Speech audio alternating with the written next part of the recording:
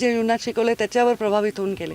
मुंडे साहेब एक शेतकरी होते, शेतकऱ्यांचे नेते होते आणि शेतकऱ्यांसाठी आवाज उठवणारे, शेतकऱ्यांचे म्हणजे जणू काही शेतकऱ्यांचा भाऊ होते. मुंडे साहेब प्रत्येक वेळी शेतकऱ्यांसाठी धावत जायचे.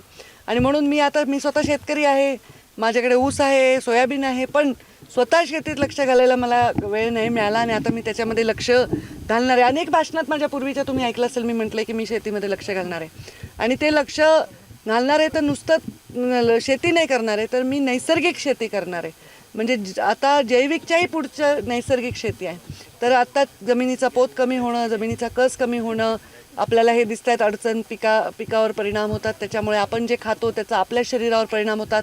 प्रत्येक घराघणीच आपल्याला कॅन्सरचे पेशंट आढळत आहेत. हे सगळं कशामुळे होत आहे, तर आपल्या रासायनिक जे आपण भडीमार करतोय त्याच्यामुळे होत आहे. ते थांबवायचं असेल तर आपल्याला भविष्यामध्ये नैसर्गिक शेतीकडे वळावं लागेल. आपले गव्हर्नर महाराष्ट्राचे जे होते आचार्य देवव्रतजी, त्यांच्या कडून प्रभावित होऊन त्यांनी आमचं लेक्चर घेतलं होतं, त्याच्यावरून प्रभावित होऊन मी तेव्हाच सांगितलं होतं की मी नैसर्गिक शेतीकडे वळणार आहे आणि जेवढे लोक वळवता येईल तेवढे वळवणार आहे. आणि हा माझा पर्यावरणासाठी संकल्प आहे. यावर्षी कोणतं पीक लागवड? सोयाबीन लावणार इथे आम्ही. आणि सेंद्रिय शेतीच्या बाबतीमध्ये तसं पाहिलं तर शेतकऱ्यांकडे एक दृष्टिकोन बनला आहे की परवडत नाही, पीक उत्पादन येत नाही.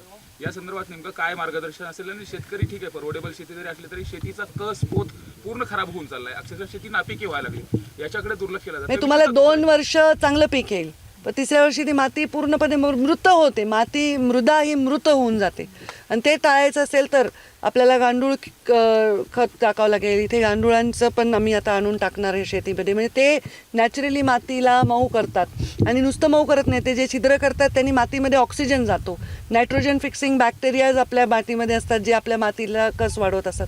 हे खूप चांगलं प्रेझेंटेशन आहे, कार्यक्रम मी घेणार आहे शेतकऱ्यांसाठी या भागामध्ये आता आचारसंहिता झाल्यानंतर. रासायनिक खतांच्या किमती देखील खूप मोठ्या प्रमाणात वाढल्यात आणि युद्धाचा परिणाम देखील पाहायला मिळतोय.